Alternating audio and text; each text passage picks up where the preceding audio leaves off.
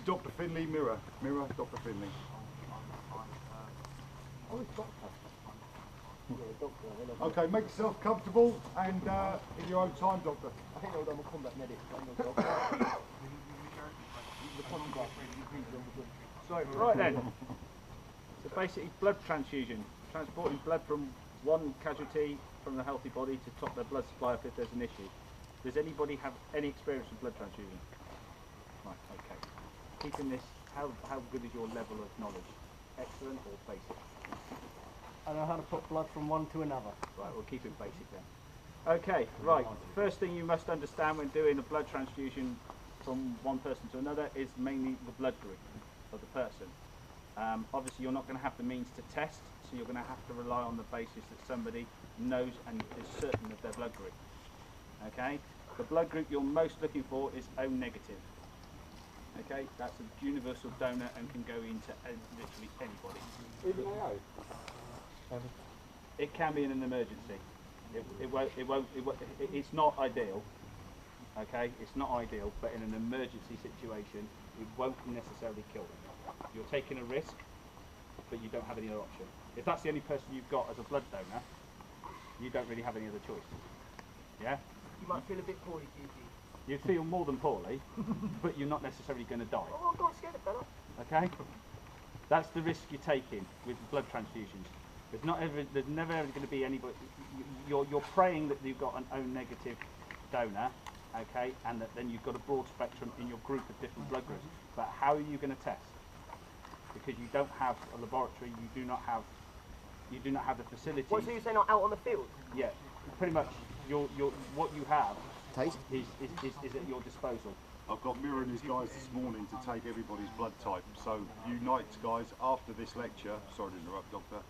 Make sure you come and meet me in the My hospital. team's been tested already, we're all the same blood group. One of the reasons we put the team. Copy that. Right, next thing.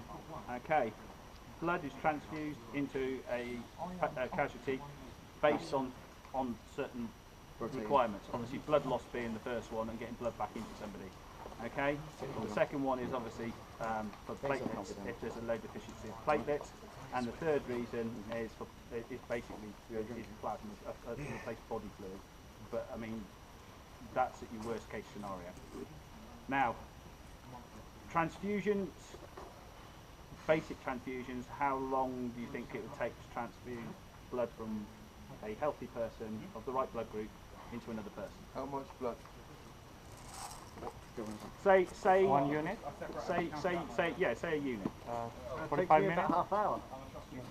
We're calling units into like pints, like knowledge that we know. Everyone knows the size of a pint, yeah? All right, so say a pint of blood, which is, you know, not, you can lose 3 pints of blood before you're in any real trouble, real trouble. A pint of blood, the actual, if you're going to do it manually and basically, it's 4 hours to flow the blood from one person to another. And that is safe conditions, like a laboratory? Or No, that's out in the field. That's So out in the you're field, talking or out in about the field? just gravity pull, basically. Yes, gravity pull, yeah. Because you're not going to have, if you're out in the field, you're not going to have, I mean, for post-apocalyptic, you haven't got the facilities of a hospital, you haven't got the facilities to provide you with all the equipment. Unless, of course, you've managed to scavenge somewhere. A pump. Yeah. We have the facility here, but if you're out, But if you're I mean, you're combat medic. You're not going to carry the facility with you, so you're going to have to work on the fly, aren't you? With any level of first aid treatment you do, it's going to have to be on the fly with what you've got. Now we've rigged up a prop. It's not obviously hospital standard, but I've seen something like that before. They've like sucked on it, all the blood comes mad. basically, it is literally the fundamental basics of it are bottle to collect the blood from the person you're taking it from, okay, with a needle, and rubber tubing is the basics. Obviously, I would hope that you might have Venflons and medical equipment that's more technical, yeah. So basically, you would obviously start with the donor, okay. So you would find not an artery, because you'll kill them, a vein, and not just randomly into the arm, because obviously air into the vein, air into the body is not a great thing either. So you'd have to locate a vein in the arm, So And how many of you had blood taken? training, can you go guard a Right, position? so you know pretty much where nursing staff and doctors go for blood in the centre of the arm. So needle needs to go in at a 45-degree angle, and it's one sweeping movement. Once you found the vein and the vein is protruding and you can see it clearly, that's when you go in. And it's not ramming it in, it's all one fluid movement. Once that's in, you have but you would have valves, and you would open up the valve to start drawing the blood. Okay. Once you've taken the blood from the donor, you have to make sure that obviously the blood is settled. You can't just go pumping it straight in case there's air bubbles or anything else. So then basically what you do is you then flow it and you put the needle into your casualty, and then you open up the valve and you air control the blood flow through the pipe back into the person. And it is done at a very slow rate. You don't just whack the valve full open and go, okay, that's 10 minutes, he'll be fine. Because he won't. The body's got to take the blood in, and even if it's the same blood group, temperature, any kind of injuries the casualty's got will affect how the blood goes into the body. And obviously, you've already have to dealt with the fact that if they've got a gunshot wound, or they've got a cut, or an axe wound, or whatever else. The blood flow has to be stemmed from that, and you have to make sure that that wound doesn't start leaking again. That's what you're going to pump in like new blood, and then it's going to come out another hole. Yeah. Check them over first, innit? Yeah. So basically, you need to make sure that the blood you're pumping in isn't just going to come straight back out, because otherwise you're wasting the poor bloke's time who you drain blood from. You've also got to monitor the guy that you're taking the blood from.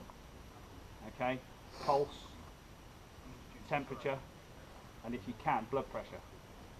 All of those things matter greatly, because obviously the guy you're taking the blood from, suddenly his blood pressure drops, or his pulse weakens and he starts to have breathing difficulties, you've got to stop straight away. Yeah? Turn the valve off, disconnect, taking blood from him. It all stems on the healthiness of the donor. The casualty's only real chance of survival is that you've got a healthy donor of the same blood group. Like I said, O negative is the universal donor that's accepted all around the world. If you've got one of those and somebody has concerns, that's where the monitoring comes in a lot more. Yeah. If you're like me, I'm A positive, so I'm basically very restricted who I can give blood to. One type of blood group, that's it. So I'm no good as a universal donor, because if you start pumping A positive people, you're going to make them really ill. But you're not.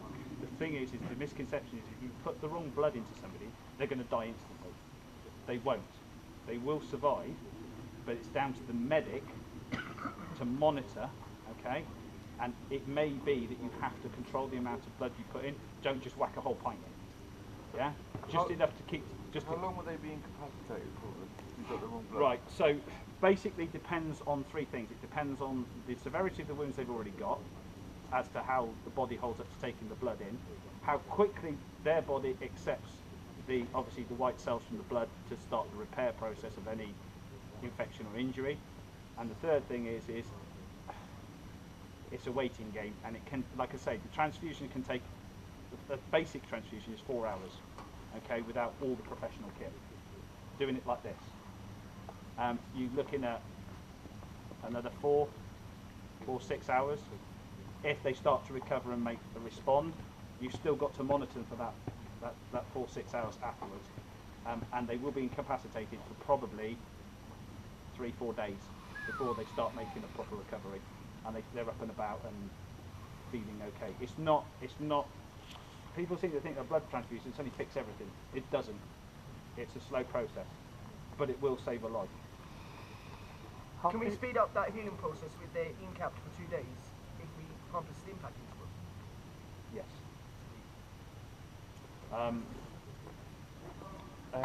How feasible is it to use someone? So if the donor is healthy, and if you know there are no infections, We've got the same blood, haven't we? if you use the donor's circulatory system to pump the blood to the That is a way to do it, but you have to be really, really careful. So we're talking about monitoring the donor's blood pressure. Yes, Other factors are not contributing and so on. So you know that the donor is healthy. Yeah, you know the donor's healthy. You know that you're not going to pass, because you've got to be aware that you could. I mean, I'm not being funny, but you could pass anything into another human being. Direct blood to blood. Yeah. Okay. We're talking about like an absolute necessity. It's a life or death situation. It's not like. Then you haven't got a choice. You've just got to go with what you've got. And so will that feed the blood? I'm assuming that we're talking about a healthy pumping blood into the other person, right? So that will be faster than gravity, right? Yeah. You use if you can, you use the healthy person's heart, obviously, because it's obviously. But you must maintain at all times monitoring the healthy person. Yeah. Okay, because of any complication whatsoever, that's it. The casualty, depending on the severity of the injuries, may die anyway. But you may lose the other one. But you may kill the perfectly healthy person that's trying to save the person's life. But how? It's also you don't know if they've got any diseases running through their blood. Yeah, that's I'm going to check that out now. Yeah. I mean, I've got. I can do that later on. Checking people's blood. I mean, obviously, if we're talking about the situation where one of them will die or whatever, or when there's no other options there available, how much faster are we talking about? I mean, if you do direct heart to pump in, it would be quicker than doing it via gravity. Yeah. But there are inherent risks with that.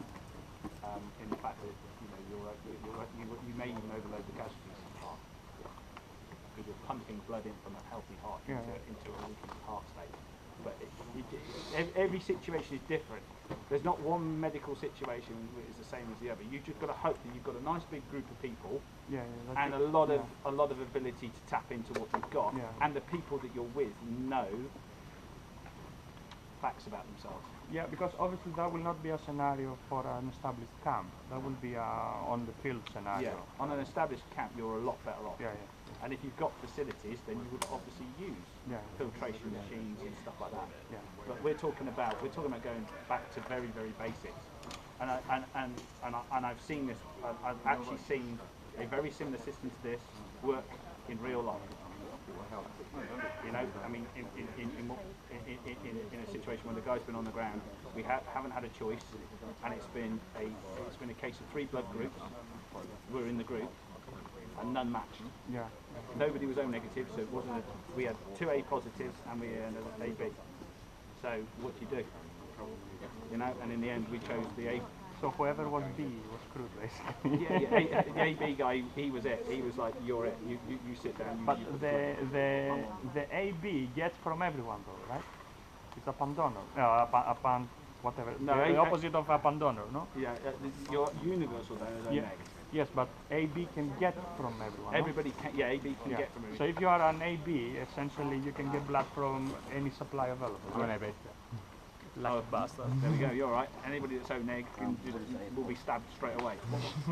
They'll be sat down and drained quicker than anybody. So what's AB? What can you do with AB? AB, you can get blood from everyone. Yeah, you can take blood from just about anybody. Can I give everyone or not? No, you can only give to AB. You can't give to anyone else. We're all A+. You only can take it. Oh, that's all right, you're all okay. You can do one from the other. You cannot give to anyone unless.